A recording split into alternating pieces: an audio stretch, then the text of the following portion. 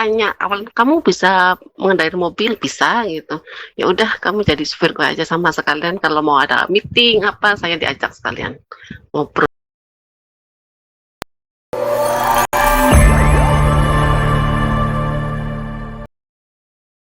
Saya akan ngobrol santai dengan seorang purna PMI, pekerja migran Indonesia dari Taiwan. Namanya Mbak Nur, nama pendeknya. Nama panjangnya Nur Hikmah Elisa Asnah. Dan juga mungkin ya dengan Pak Haji Pangku Rubiono. Nanti saya coba kontak beliau.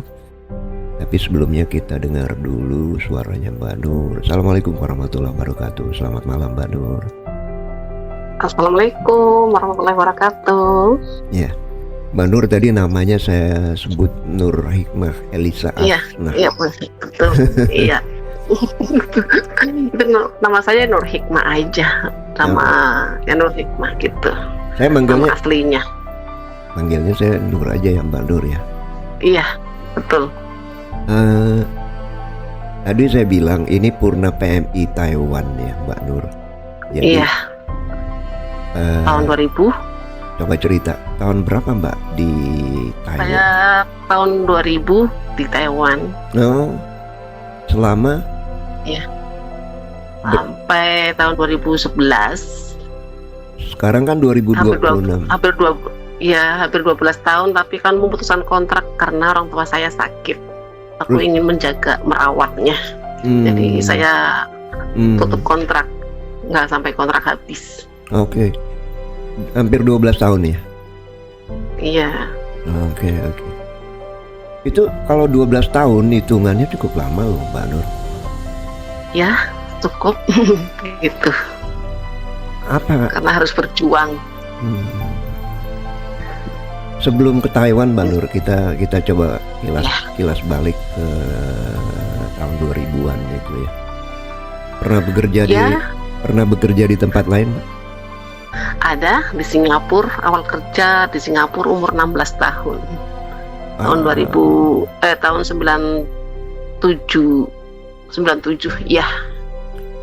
3 tahun di Singapura. Iya betul. Kemudian pulang dulu. Saya single mom. Waktu itu single mom, jadi harus berjuang sendiri untuk memperjuangkan anak saya. Mbak Nur nikah tahun umur berapa ketika itu? 14 tahun. 14 tahun karena perjodohan. Masih kecil, perjodohan sama orang tua saya ya. Tapi suami saya almarhum, sayang, cinta dari mama saya dalam kandungan. Jadi udah cinta dari kandungan gitu. Ceritanya begitu. Jadi setelah 14 tahun langsung nikah. Kemudian punya putra atau putri ya? Cewek apa cowok? Putri. Pada umur? Ada 27 tahun sekarang ya. Oh, sekarang udah 27 nikah, tahun. Udah punya anak. Iya. Berarti udah punya cucu. Udah 4 tahun. Udah tua lah sekarang. Ya belum juga sih, karena nikahnya sangat dini ya, pernikahan dini. Nah, ya betul. Setelah nikah itu berapa tahun kemudian baru punya putri? Setahun langsung punya anak? 1 tahun langsung punya anak. Mungkin lagi penyuburan lah gitu. Boleh tahu suami meninggal itu karena apa Mbak Nur? Sakit Kak. Oh, jadi Mbak Nur ketika itu masih umur 17-an ya? Atau 16? Waktu itu masih umur 15 tahun. Wow. Oh, iya. 15 tahun. 16 tahunnya saya lari ke Singapura karena aku pikir masa depan anak gimana kayak gitu. Kerja di Indonesia juga mungkin ya gaji kurang memungkinkan. Pikiran dari saya ingin demi anak saya langsung ke Singapura, walaupun saya belum ada pengalaman kerja apapun. Iya, masih muda banget. Mbak Nur dari Indonesia daerah mana Mbak? Brebes. Oh, oke. Brebes itu orangnya Kota Bawang. Kota Bawang atau kota telur Bawang asin? sama telur asin. Iya benar, telur asin. Mampir kalau ada Siap. waktu. Ya, kita ini kan lagi ngobrol didengarnya Mbak Nur kan purna Taiwan, tapi kita juga banyak didengar oleh pendengar podcast Nongkrong Bareng namanya. Itu teman-teman kita, saudara-saudara kita adanya di Hong Kong, ya. Iya. Jadi kira-kira 150.000, ya. Nggak semua sih dengerin, paling nggak ada 1000-an orang gitu. Yang saya maksud 150.000 itu 147.000-an itu sama lah kurang lebih janda ya, single mom. Iya. Oke, kita balik ke ceritanya Mbak Nur ya tentang Singapura. Iya. Bekerja sebagai apa di Singapura, Mbak? Asisten rumah tangga, jaga anak umur 7 tahun antar jemput sekolah. Oke. Perasaannya waktu pertama keluar negeri Singapura kan budayanya lain, bahasanya beda. Iya. Saya 3 bulan harus belajar dulu Inggris di PT. Di Indonesia? Selama itu. Iya, di Jakarta. Oke. Setelah 3 bulan baru dapat agensi, dapat lowongan gitu biasanya. Dari 1 minggu saya udah dapat job. Cuman berhubung saya juga belum pernah pengalaman kerja dan bahasa saya juga kurang stabil, ya aku harus belajar dulu. Oke. Ya, jadi setelah bisa, tadinya cuma yes or no aja ya, sekarang bisa. Ya, itu juga nggak tahu, namanya juga nggak pengalaman bahasa. Saya kan di pesantren dulunya. Oh, pantas bahasa Arabnya kalau saya nonton. Suka nyanyi. Itu awal saya di pesantren kayak gitu. Ya, nggak tahu tentang masak, ya akhirnya aku harus belajar. Setelah belajar rasanya nggak mau berangkat tadinya mau di cancel, aku nggak mau keluar negeri lah, udah mau ngurus anak aja, makan nggak makan, kumpul sama anak. Tapi dari PT itu menolak, kamu harus sukses gitu. Menolaknya, harus terpaksa aku terbang ke Singapura. Juga perasaan juga nangis terus. Aku mau sama anak, gak tega ninggalin anak kayak gitu. Gak ada siapa-siapa kayak gitu. Tapi bosnya juga dukung terus, kamu harus semangat kayak gitu. Nama masih kecil, pikiran belum labil, nangis juga ya masih anak kecil kayak gitu. Iya. Bosnya baik ya kalau begitu ya. Baiknya kayak anggap keluarga kayak gitu. Karena dilihat, kok kamu umur 25 kayaknya masih kecil deh. Saya nggak percaya, kamu jujur aja sama saya gitu kan. Sama aja nggak usah jujur, tapi sama saya tolong kamu jujur dengan baik, dengan benar gitu. Saya umur 16 tahun, gitu. Baru bosnya tuh kaget gitu. Makanya tuh nggak percaya kalau kamu umur 25 tahun gitu.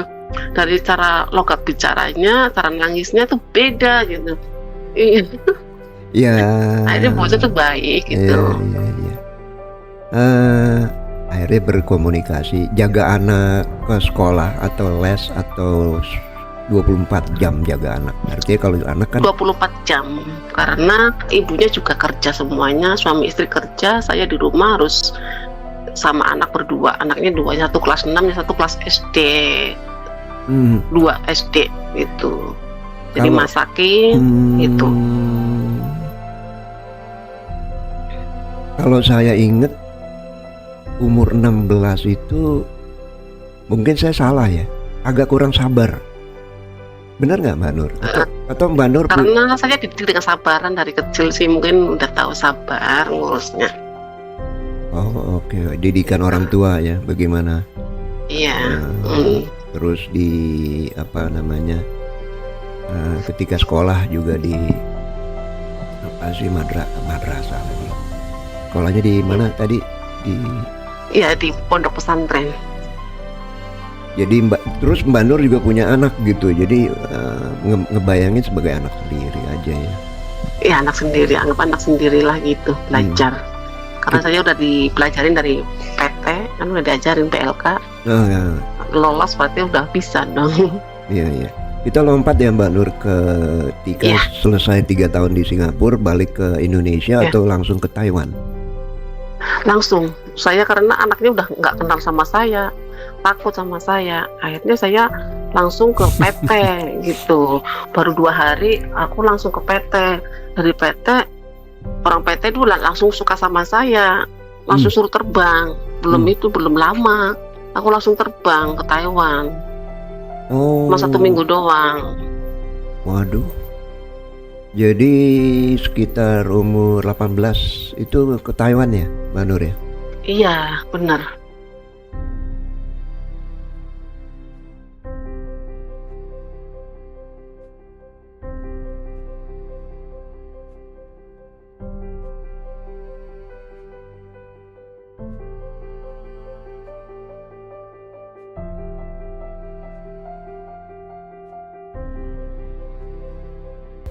Iya pendengar, jadi story atau cerita kisah dari Mbak Nur cukup menarik ya. Sangat muda itu, umur 14 sudah nikah, umur 15 sudah punya putri ya. Mbak Nur tadi ngobrol dengan saya tentang berangkat ke Taiwan, Mbak.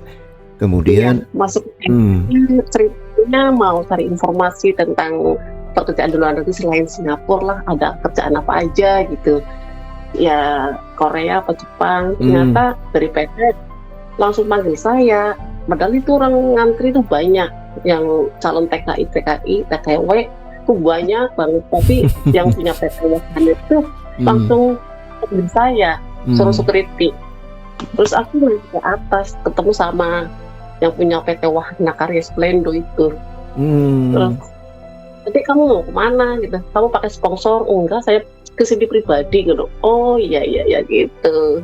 Mbak Nur ini cerita tahun berapa ya? Tahun 90?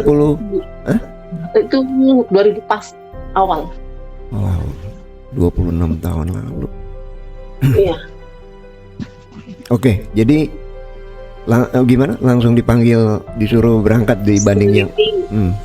Terus saya hadapan sama yang punya PT Wahana itu.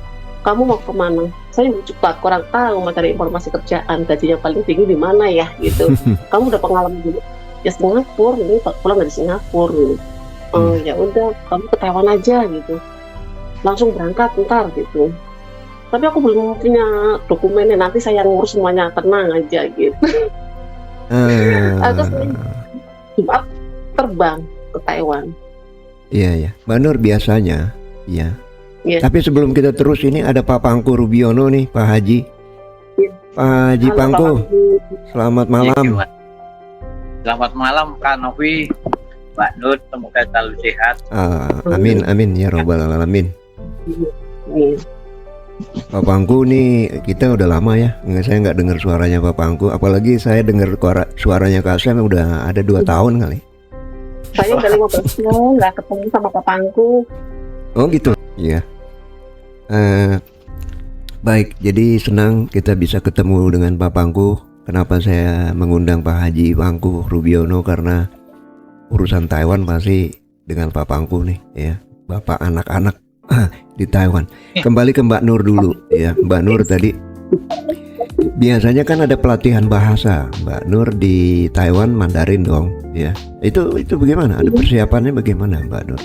Saya kan Inggris udah oke.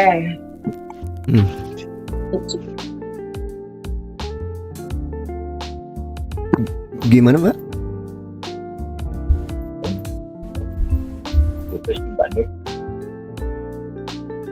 Oh di mute. Iya. Pak Pangku mungkin ada halangan sedikit Mbak Nur, atau ketekan mute-nya. Itu udah lama nggak dengar? Iya. Mbak Nur lanjut Mbak. Ya gimana? Tadi mengenai persiapan bahasa. Saya udah Inggrisnya bentar, jadi dari pihak rumah sakit nggak usah Mandarin, yang penting bahasa Inggrisnya gitu. Oh, rumah sakit, maksudnya rumah sakit apa, medical? Saya di rumah sakit itu, rumah sakit di Singkwang Ien. Di Taiwan? Iya. Oh. Apa pekerjaannya Mbak Nur di Taiwan pertama kali menginjak Taiwan? Dapat orang Tiongkok. Oh, udah nggak bisa apa-apa? Ya bisa jalan. Oh, oke. Jadi Sebagian enggak, kan banyak. Iya. Kalau saya ke Papangku kalau di Taiwan pekerja migran kita TKI maupun TKW, kalau TKI laki-laki banyak di pabrik ya. Ya betul. Kalau asisten rumah tangga jarang ya. Sebenarnya kalau kategori asisten rumah tangga kan jarang, karena rata-rata yang ketahuan itu sebenarnya merawat orang tua. Karena dulu ada aturannya yang boleh kerja di Taiwan khususnya wanita itu adalah satu keluarga punya anak 2 di bawah 6 tahun, ada orang tua di atas 80 yang boleh dirawat. Kalau tidak, orang yang sakit harus dirawat 24 jam. Itu persyaratannya seperti itu dulu. Tapi dengan perkembangan sekarang diperbolehkan semua sih, ada asisten rumah tangga segala macam itu aja. Tapi dulu yang diutamakan sebenarnya mendampingin orang sakit sebetulnya. Iya, betul. Iya. Saya juga begitu. Mbak Nur, itu menjaga usia 80 katanya Papangku gitu ya, selama 82 tahun. 82 tahun. Berapa lama Mbak Nur ketika bekerja di Taiwan keseluruhannya? 9 tahun. Oh. Cuma 12 lah, tapi saya 11 tahun. Belum selesai 12, saya ngundurkan diri karena saya ingin merawat orang tua aku sendiri. 9 tahun di Pantai Jompo, di perawat, 3 tahun di pabrik. Oh, sempat di pabrik juga, Mbak Nur? Iya. Oke. Ya, sampai pabrik situ. Nah, ini kan ada Papangku nih. Mungkin kita langsung lompat. Ketemunya Papangku kan Bapak PMI itu. Di kota apa? Di Chungli atau di Taipei. Oh, di Taipei. Sering ketemu di masjid. Wow. Iya. Liburnya cuma di masjid doang ya Pak ya. Ya betul. Iya, kalau cerita libur nih, ini coba saya masuk ke liburan. Teman-teman kita ini kan tanggal 1 ya, 1 Juli atau nanti hari Minggu itu dengerin teman-teman kita yang di Hong Kong, maksud saya pendengar kita itu hari libur nih Papangku mereka ya. Jadi gratis naik ini, gratis masuk sana. Hari libur apanya secara historis atau secara sejarah itu di tahun 97 ketika Mbak Nur nikah atau apa itu tahun 97 tadi ceritanya. Itu juga di mana Hong Kong dikembalikan ke China dari Inggris, iya. Jadi kayak dipinjemin tuh Hong Kong ke Inggris 150 tahun yang sebelum dari tahun 97 tersebut. Nah, itu diwancai Prince Charles itu datang ya. Wancai. Saya nonton waktu di Melbourne, waktu itu lagi di Australia. Ada kerjaan juga gitu. Wah, itu sangat-sangat keren gitu ya. Tanggal 1 Juli ini bertepatan dengan hadirnya Mbak Nur dan Papangku serta nongkrong bareng hari Rabu. Bagaimana liburannya pendengar? Kalau Mbak Nur liburan di Taiwan cuma ke masjid. Saya nggak yakin nih pendengar nongkrong bareng. Karena begini bukan saya habis masjid juga nongkrong di stasiunnya Pak Pangku ya. Ya. Apa aja kegiatannya Pak Pangku kalau atau Mbak Nur kalau libur? Kalau habis ke masjid langsung ke stasiun kayak gitu nongkrong. Kalau di sini stasiun nggak mungkin nongkrong, stasiun Senen, stasiun Gambir repot. Stasiun Jatinegara ngapain gitu? Ngapain Mbak di stasiun? Nongkrong sama Pangku ya Pak ya? Ya, karena kalau di Taiwan itu stasiunnya besar, ada fasilitas untuk umum gitu, untuk duduk bersama, tempat ngobrol, ada rumah makan dan segala macam gitu. Jadi aktivitas pusatnya stasiun dulu, paling mudah untuk bertemu itu di stasiun. Ini bicara di kota Taipei, Pak. Iya betul. Oh, oke. Mbak Nur kembali ke pekerjaannya. 9 tahun menjaga Jompo. Iya. Iya. Di tahun berarti sampai 2008 ya, 2007. 9 ya. 2009. Ya betul. Nah, kemudian pindah kerja di pabrik Mbak Nur. Tadi. Iya. Pabrik apa Mbak Nur? Pabrik besi, paku, mur kayak gitu. Banyak pekerja perempuan? Saya berapa, ada orang Taiwan semuanya, yang Indonesia cuma saya. Bisa begitu ya? Iya, semua orang Taiwan. Gajiku juga mau sama seperti Taiwan, tapi saya nggak mau, suruh berangkat lagi, nggak mau. Mau di Indonesia aja gitu. Di tahun 2000-an kalau di Hong Kong itu saya nggak salah kursnya masih berapa ya? 1000 rupiah kalau nggak salah, 1 Hong Kong dollar itu. Ya, jadi gaji sekitar 3.000 masih potongan 7 bulan. Jadi pekerja kita hanya menerima kurang lebih 1.500-2.000 gitu ya selama 7 bulan. Dulu gajinya 25 ya Pak ya? Dulu 25. 25 apa? Juta? Ribu 25.000 NT ya? NT? Belum nyampe kali kalau yang saya 25.000 NT. Sekarang kerjaan yang terus Akong itu belum nyampe kayaknya. Bukan, saya kan di pabrik. Waktu di pabrik. Waktu Akong aku 23. Akong apa? Aku jaga orang tua. Saya 23.000. Oh, oke. Yang 20 buat saya, yang 1.500 buat agent, 1.000 buat apa itu, asuransi ya, itulah ya. Iya. Nah, Mbak Nur, selama 9 tahun, 11 tahun sama di pabrik itu, kumpulin uang, nabung, investasi, atau dihabisin untuk saya investasi emas sama tanah, bikin rumah kayak gitu. Sebentar, satu-satu Mbak. Berapa persen untuk tanah dulu? Mungkin apa-apa dulu yang di... Saya awalnya bikin rumah dulu, beli tanah waktu uang dari Singapura. Terus saya beli peralatan buat bikin rumah saya dari Taiwan. Habis 3 tahun berdiri rumahnya gitu. Baru kemudian investasi yang lain-lain. Iya. Iya, gitu. Baru beli tanah lagi, beli simpan emas bagian itu untuk pribadi ya, bukan untuk siapa-siapa. Nah, untuk masa depan anak lah ya, gitu. Kalau dikirim semuanya juga habis gitu.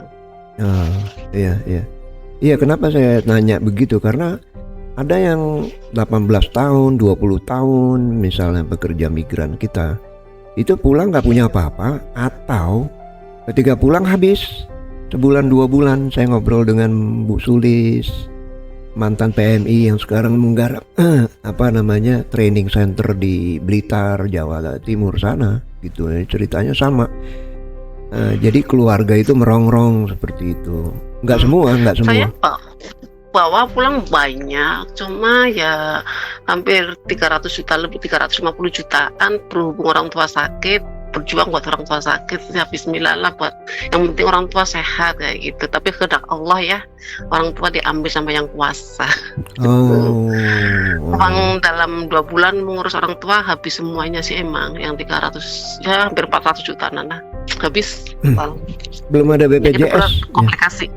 Belum ada komplikasi sih soalnya. Dihabis semuanya ya, nggak apa-apa lah, saya ikhlas karena orang tua saya udah ngurus anak saya juga kan. Oke. Apa-apa. Jadi putrinya Mbak Nur waktu itu dititip ke neneknya? Mama saya. Mama. Iya. Oke. Ada berapa keluarga Mbak Nur? Ada berapa kakak adik? 3 bersaudara. 3 bersaudara. Oke. Kita kembali cerita ke kepulangannya Mbak Nur langsung ya dari Taiwan. Atau ada yang mau ditambahin di Taiwan? Uniknya apa Pak Pangku? Ketika ketemu dengan Pak Pangku itu cuman di masjid. Masjid ya, senang banget ya. Pak Pangku tuh ibarat ayah saya, bapak saya begitu, gantinya di sana. Bangga ketemu dengan Pak Pangku, bisa ngobrol, adem suasananya kayak gitu. Banyak yang semua yang direkomen Pak Pangku ini mengatakan hal yang sama. Dan Pak Pangku ini juga sahabat teman ya, masih kenal lah dengan Kak Sam yang di Hong Kong ya. Ya Pak Pangku, sedikit mengenai Mbak Nur atau pekerja migran perempuan kita bagaimana Pak Pangku dari pandangannya Pak Pangku? Mereka teman-teman yang senang punya hobi masing-masing seperti di Hong Kong bisa berinvestasi atau apa? Monggo Pak. Ya. Sebagian memang mohon maaf nih, sebagian teman-teman yang bekerja luar negeri kadang-kadang ini di tengah perjalanan kadang-kadang berubah arah dalam pengertian yang tadi niatnya mencari kerja luar negeri untuk nabung untuk masa depan, tapi pengaruh lingkungan dan segala macam kadang-kadang tidak ada. Jadi kadang-kadang kali ke luar negeri cuman habis karena mungkin pertama kadang-kadang keluarganya merasa anaknya ada yang bekerja ke luar negeri dikirim segini dihabiskan, harusnya kan ditabung, jadi sama-sama. Betul apa yang Bapak Pangku ceritakan itu sama, tapi saya kan prinsip saya untuk masa depan anak saya harus bisa nabung sendiri. Uang nggak bisa dikirimkan semuanya, gitu prinsip saya. Jadi ada yang belok ya Pak Pangku. Lanjut Pak Pangku. Ya, banyak sekali yang teman-teman itu karena mungkin sayangnya dengan orang tua, kadang-kadang dengan suami, uang itu dikirim semua. Dia harusnya sih menurut saya minimal dia sepertiga itu harus dipegang sendiri. Karena saya saat megang uang itu orang berpikirnya agak berbeda. Wah, ini gampang tiap bulan dikirim, terus ini yang tidak terencana kadang-kadang berubah segalanya. Betul Pak. Iya, ketika saya ngobrol kembali dengan Mbak Sulis tadi juga mengatakan itu udah kayak orang kaya kaget, orang kaya yang mendadak gitu loh. Ya, kayak mendadak. Si orang-orang di Indonesia ini, entah suami, entah apalagi suami ya, orang tua ya, masalah sosial, lingkungan sosial seperti itu gitu. Tepat apa yang dikatakan Pak Pangku ya Mbak Nur. Jadi seolah-olah pasti dapat kiriman aman gitu. Nah ini yang menyebabkan kasihan juga ya akhirnya. Bahkan Mbak Sulis mengatakan ya selamat malam Mbak Sulis dimanapun di Blitar atau sibuk apa. Kalau lagi simak itu kita upload di Facebook di minggu malam yang tanggal lalu, hari Minggu yang lalu. Tentang kegiatannya Mbak Sulis itu bahkan apa sih namanya, ada yang sampai nggak apa-apa deh DPPO gitu ya, overstay, pokoknya melanggar peraturan asal tetap dapat dolar. Ini kan cara berpikir yang sesat ya. Ya.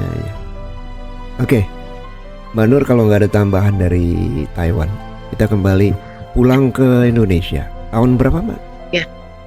Tahun 2011 bulan 11 tanggal 11 juga 11 bagus banget 1111 tuh. Iya betul. Kemudian merawat orang tua hingga orang tua berpulang wafat dia. Iya. Kemudian Mbak Nur menikah lagi. Belum, setelah kerawat orang tua saya udah meninggal, saya ya nggak punya duit sama sekali lah ya gitu. Tiba-tiba dari PT telepon gitu, ya dari PT itu telepon, kamu lagi di mana gitu kan? Ya aku di kampung, kamu tolong bantuin sini kerja gitu kan? Akhirnya saya mohon maaf aku nggak bisa ke sana karena nggak punya ongkos. Kamu butuh dana berapa kayak gitu? Dari PT ya alhamdulillah dikasih duit dari PT buat berangkat sama buat anaknya. Mbak Nur, saya ngajar situ. Ketika di Taiwan itu kontak belum ada WhatsApp ya tahun itu ya? Belum. Ada. Belum. MSS ya? Ya. SMS.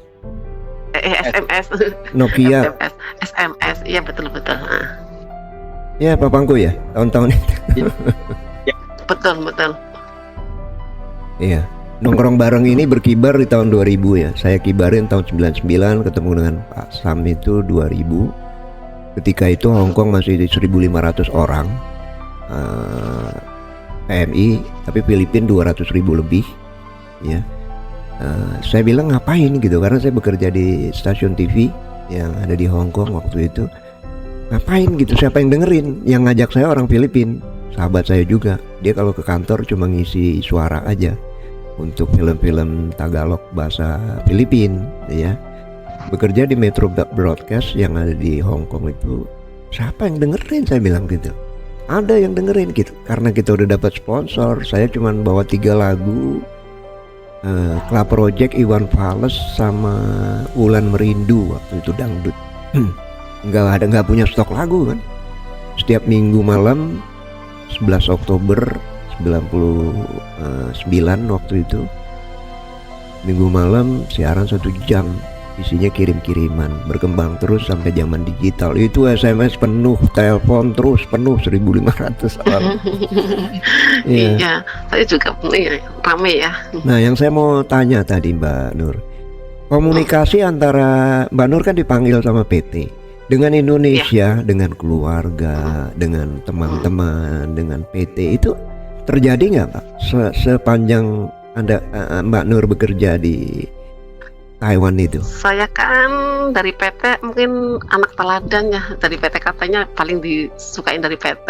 Dari PT sering dikabarin, dari PT sering ngabarin saya kayak gitu. Jadi komunikasinya lancar dari PT gitu. Karena itu Mbak Nur pulang langsung ditanya ngapain gitu ya. Iya, kamu lagi di mana? Udah Indonesia? Udah. Kamu sini tolong bantuin ngajar gitu kan. Ya udah, saya ngajar. Ngajar apa? Masalah gaji mah bantuin ngajar Mandarin, bahasa yang mau ke Taiwan. PT-nya ada di kota apa? Ada di Tangerang, PT Wahana Karya Supply Indo. Oh, iya. Berapa tahun Mbak? Saya cuma 2 minggu, terus dia kan 2 minggu, berhubung 2 minggu, terus yang punya PT kan emang udah akrab sama saya. Kamu kerja sama teman saya aja, gajinya lebih tinggi kayak gitu. Ya udah, di sini kamu sayang udah punya anak, udah biasa gaji tinggi, gaji di sini rasanya kurang, saya juga nggak enak sama kamu kayak gitu. Ya udah. Nah itu udah. Saya pindah ke adiknya, saudaranya. Nah, kita pindah ke kapan menikahnya Mbak yang kedua kali? 2012 bulan 12 tanggal 12 juga. Mbak Nur ya Bapakku senang dengan angka yang kembar ya. Iya benar. Waktu itu katanya mau kiamat malah justru buat nikah aja. Tapi bagus sebelum kiamat kita menikah dulu. Jangan kayak saya nih, udah mau kiamat perang dunia masih belum nikah yang ketiga kali nih. Oh kenapa? Jadi cepetan buruan nikah. Iya makanya lagi nyari orang Taiwan lah. Saya nikah 2012. Tanggal 12 bulan 2012 juga. Kita kembali ke pekerjaan. Pekerjaan tadi diberikan ke orang Jakarta. Ketemu di Jakarta. Iya, di mall. Oh. Iya, berarti saya harus sering ke mall aku. Iya. Dari pesantren pendidikannya kemudian ke Singapura, bahasa Inggris, bahasa Taiwan. Usia masih sangat muda, luar biasa, dan mengajar. Akhirnya dipindahkan tadi, ajak kerja pada saudaranya bos di PT tersebut, PT Wahana ya. Sebagai apa Mbak Nur? Sebagai terjemahan bahasa Mandarin. Oh, oke.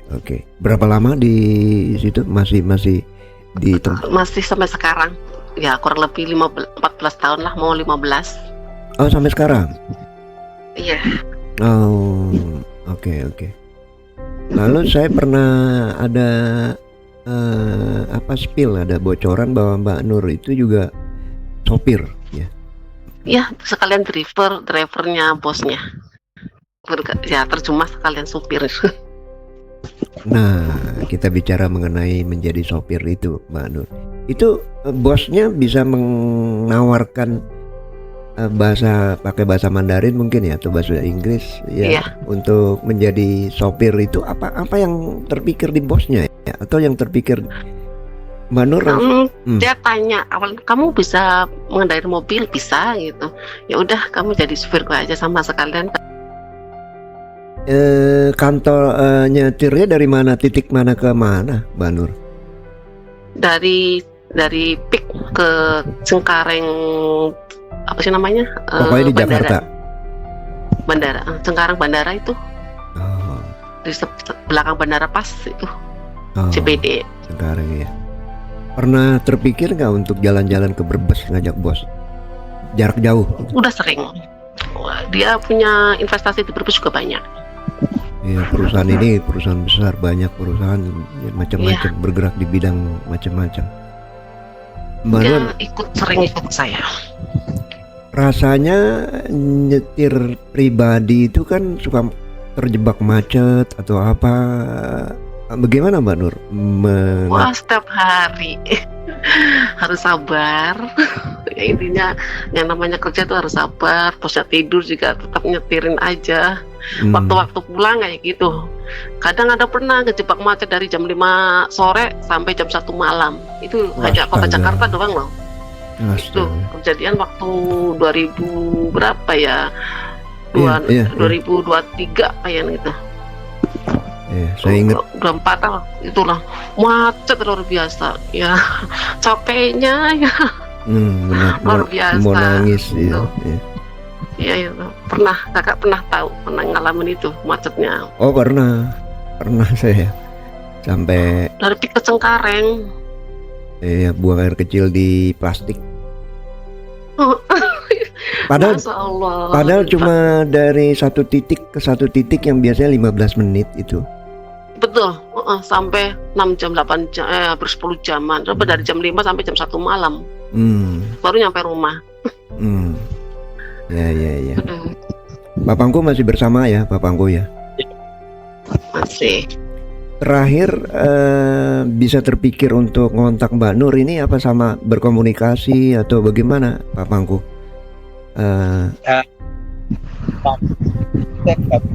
Dari siapa udah lupa, tapi dari grup MTYT. Terus saya langsung komunikasi karena merasa ini anak-anak saya harus saya pertemukan gitu semuanya gitu. Iya sih. Ini satu contoh yang bagus nih untuk teman-teman kita di Hong Kong ya.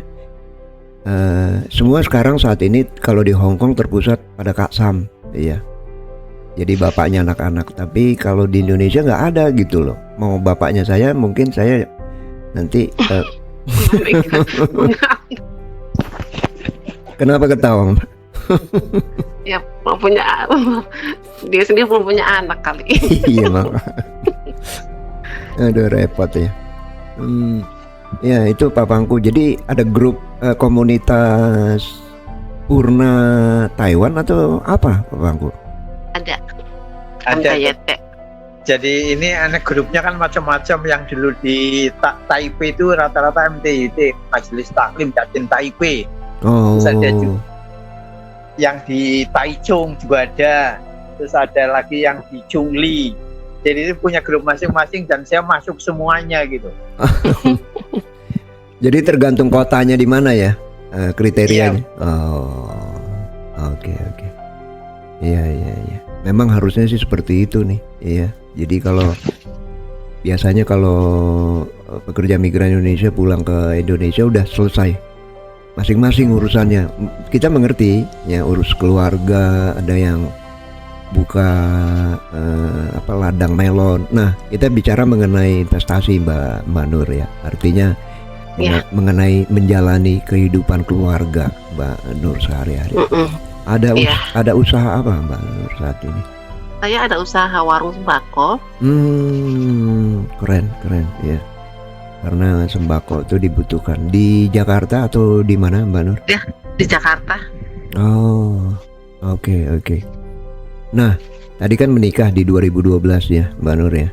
Ya. 12. Buka usaha sendiri. Oke. Buka usaha sendiri, sembako yang jaga suami Mbak Nur? Iya, suami kalau malam. Mbak Nur, saya mau tanya jam kerja di PT. Itu kalau sopir pribadi merangkap bagi waktunya bagaimana Mbak Nur ya? Saya sih ya, karena pribadi kan bos mau ya aku jalan. Mulai jam 6 pagi atau jam 5 pagi juga tetap standby, harus jalan. Oke. Oke. Lalu ngajarnya setiap hari atau bagaimana, Mbak Nur? Waktu ngajar dulu kan cuma hanya 2 minggu, terus saya dipanggil sama saudaranya aja, jadi fokus ke bosnya, yang orang Taiwan, yang jadi pribadi, supir pribadi. Oke. Bisnis atau buka warung sembako itu saya pikir menarik ya di kondisi ekonomi seperti sekarang ini, Mbak Nur. Bagaimana, masih lancar atau apa yang dibutuhkan? Punya literasi? Masih stabil karena daerahnya masih rame gitu. Yang lumayan itu di LPG lah, gas itu rame. Yang penting lokasi sangat juga ya. Iya. Gas itu dibutuhkan. Iya. Di situ orang banyak orang jualan, ya lumayan. Harus dipelatenin. Ya berjalan lah ya, seperti itu ya. Iya. Oke. Mimpi ke depan apa, Mbak Nur, di penghujung obrolan kita malam ini? Mungkin nggak balik ke Taiwan dong? Nggak balik ke Taiwan? Nggak, di sini udah nggak usah ke Taiwan lagi. Kita harus berusaha di Indonesia biar Indonesia makin jaya gitu aja. Yang di Taiwan juga atau yang di luar negeri lah, nggak usah lama-lama deh di sana. Di Indonesia banyak kerjaan juga. Kita buka bisnis sendiri-sendiri aja atau kerja di Indonesia, banyak kerjaan di Indonesia. Nggak usah takut lah. Iya kan? Iya, betul. Tinggal niatan sama doa. Iya. Yang penting kalau awal kerja di Indonesia emang gaji sedikit, tapi kalau udah tahu kinerjanya bagus, gajinya tinggi, lebih dari di Taiwan. Jujur saya juga gajinya tinggi. Sebelum lebih ini dari Taiwan. Belajar nyetir di mana, Mbak Nur? Dulu saya di Yuliana dari itu. Singapura. Singapura saya diajarin. Sekarang buat jemput anak sekolah, itu kan ada mobil, ya aku ajarin kayak gitu kan, deket ya, nggak usah pakai SIM lah, yang penting deket, anaknya nggak kehujanan kayak gitu aja. Kalau di Jakarta pakai GPS. Kan deket sekolahnya, jadi yang penting anak jangan kehujanan, jangan kepanasan gitu aja. Jadi kan udah biasa jalan kayak gitu. Sering pakai GPS nggak, Mbak Nur? Nggak pernah. Oh, hafal jalan? Ya, kan cuma deket. Tapi kalau di Jakarta sering, Jakarta kan luas banget, jadi kita harus pakai GPS. Iya, itu tips atau berbagi pengalaman Mbak Nur itu. Jangan takut ya, jangan terlalu lama. Kalau mereka pun sudah nabung itu kan, sebaiknya diapain itu uang ya? Untuk beli tanah, untuk renovasi rumah, usaha. Saat ini sih ya enaknya nabung emas dulu. Karena saya pribadi ya, nabung emas itu untungnya sangat luar biasa. Karena waktu saya tahun 2016 beli emas itu 450.000 ya. Sekarang udah 3 juta. 3 juta ya. Sekarang kan lagi turun. Iya, untungnya lumayan banyak, gede. Bayangkan, gede banget. Selain emas apa, Mbak? Saya tanah. Kalau ada orang mau jual lagi murah, beli tanah. Itu kalau tanah sebetulnya mau beli, ada orang butuh duit, aku beli. Kalau sengaja beli tanah otomatis mahal. Iya. Jadi yang butuh uang kita ya, dengar-dengar pasang kuping. Iya, benar. Jadi ya tanah udah ada, terus ternak kambing. Beternak bagus loh. Saya seneng. Ya, beternak kambing. Ngilangin stres juga. Kambingnya udah banyak. Kambingnya udah banyak banget. Di daerah mana, Mbak Nur? Beternak kambing. Oh, Brebes. Di Brebes cocok itu. Iya. Kalau di Banjarnegara peternakan. Ada peternakan nggak, Pak Pangku? Di Banjarnegara suasananya seperti apa? Mungkin agak kurang banyak untuk peternakan, rata-rata pertanian. Saya ngobrol sama Mbak Mega itu yang bidan itu, pertanian di sana. Ya, menarik. Saya juga tanahnya buat tanamin buah-buahan sih, alpukat. Oh, di Brebes. Ya, sama disewain, nah gitu. Hasilnya buat bapak lah. Saya kalau alpukat doyan, iya kan. mampir kalau Iya. ada waktu mampir. Insya Allah. Iya, iya. Brebes. Baik Mbak Nur, Pak Pangku Rubiono, terima kasih banyak nih waktunya sudah share ke kita. Semoga Ya, siap. selalu kita bisa berkomunikasi dengan Purna Taiwan selain Mbak Nur dan yang lain-lain. Banyak ada Pak Dharma, siapa yang Pak Darmanto ya, yang di Duren itu, terus yang di Cilacap yayasan. Ya. Mansur. Ya betul. Iya, iya. Sampai ketemu lagi, kita salam dari teman-teman di Hong Kong ya, untuk teman-teman di Taiwan ya, Mbak Nur juga. Iya. Ya, salam ya. Makasih. Ya, assalamualaikum.